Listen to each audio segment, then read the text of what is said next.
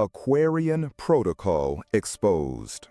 What if the most powerful performance-enhancing substance on Earth wasn't a steroid, a hormone, or a designer drug? What if it was the very thing that makes up 70% of our bodies? What if it was water?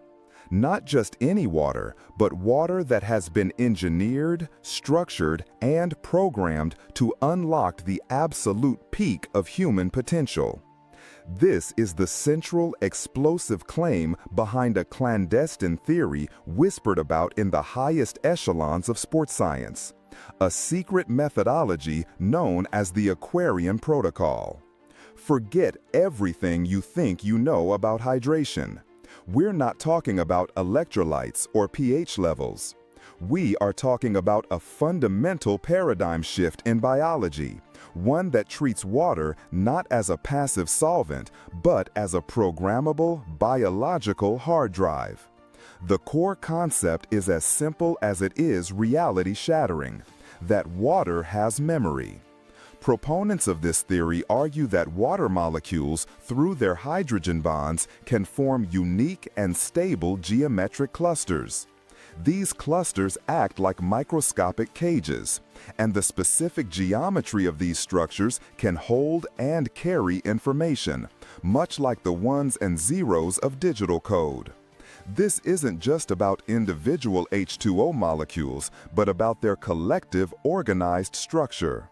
The theory posits that through the application of specific energetic frequencies, whether from sound, light, or subtle electromagnetic fields, you can deliberately influence and stabilize these molecular patterns.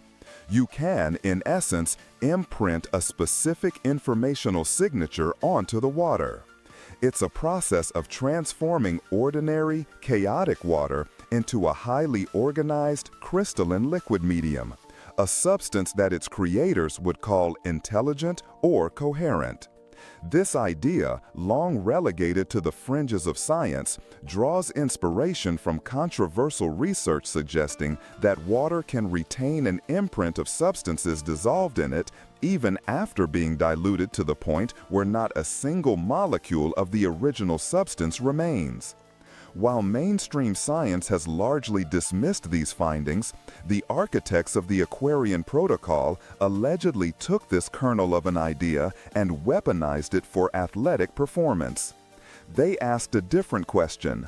Instead of imprinting the memory of a substance, what if you could imprint the energetic signature of a desired biological state? What if you could program water with the information for optimal cellular regeneration, or for maximum mitochondrial energy output, or for lightning-fast neural transmission? This is where the protocol moves from theoretical physics to practical biology. When an athlete consumes this programmed water, they aren't just hydrating. They are introducing a liquid information system into their body. The theory is that these structured water clusters are more readily absorbed by our cells. They pass through the cellular aquaporin channels with far greater efficiency than disorganized bulk water. This leads to a state of deep hydration that goes far beyond simply quenching thirst. It's about delivering this imprinted information directly to the cellular machinery, where it can get to work.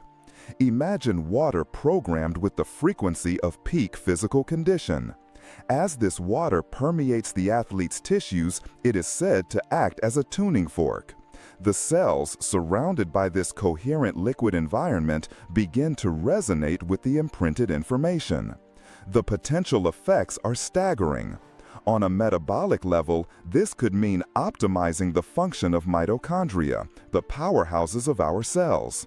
By providing a more coherent aqueous environment, the complex chain of reactions that produce ATP, the body's energy currency, could become vastly more efficient. This translates to more power, more endurance, and less metabolic waste like lactic acid. Then there's recovery, the holy grail of elite athletics. An athlete's ability to win is often determined by their ability to recover. The Aquarian Protocol supposedly addresses this with water programmed for accelerated tissue repair.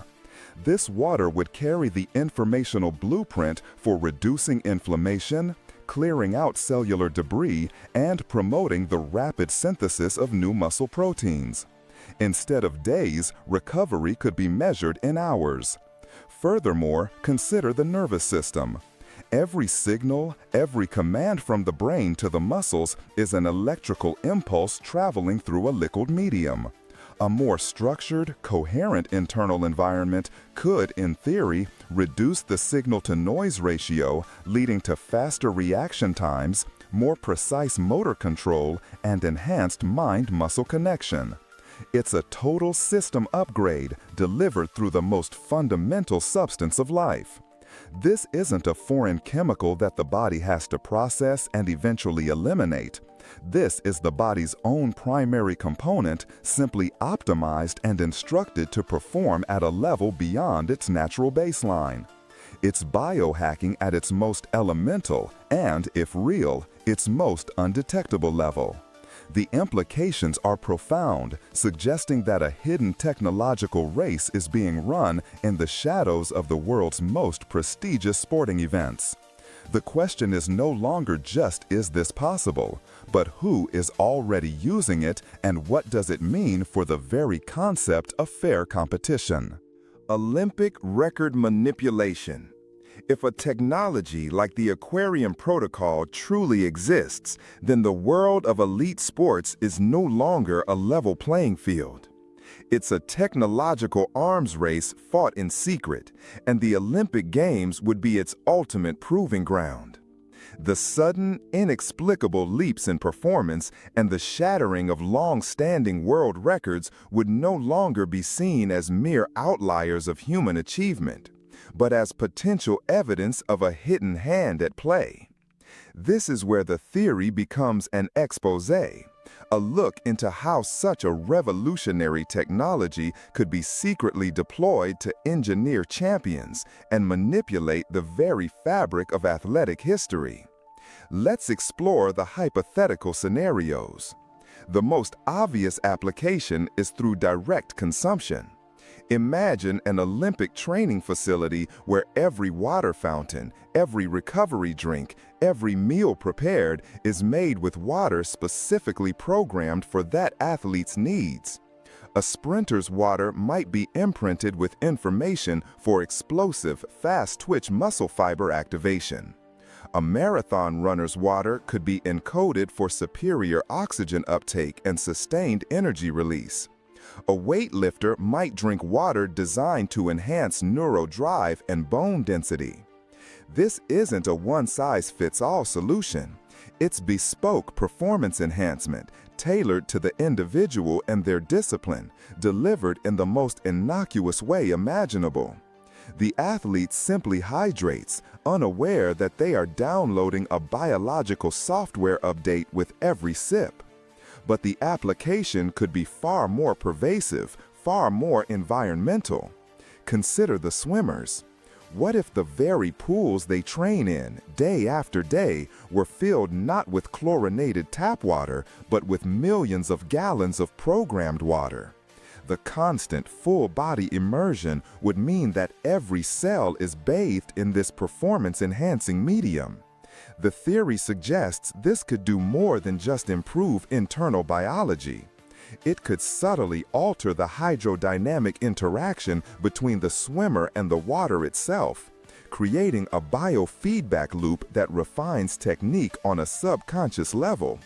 For divers, it could mean water programmed to enhance spatial awareness and proprioception, allowing for more complex and perfectly executed maneuvers. The Olympic pool ceases to be a neutral environment. It becomes an active participant in the athlete's performance. The deployment could be even more subtle. Think about post-training ice baths, now filled with water programmed for rapid vasoconstriction and inflammation reduction.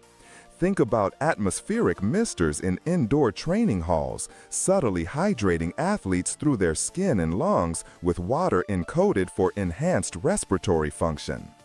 Every point of contact, from a shower to a steam room, becomes an opportunity to deliver the protocol. This creates a cumulative 24/7 enhancement cycle that would be impossible to replicate through conventional training alone. It's a holistic saturation of the athlete's biology with performance-driven information. This leads us to the most disturbing aspect of the Aquarian Protocol, its perfect undetectability. How do you test for water?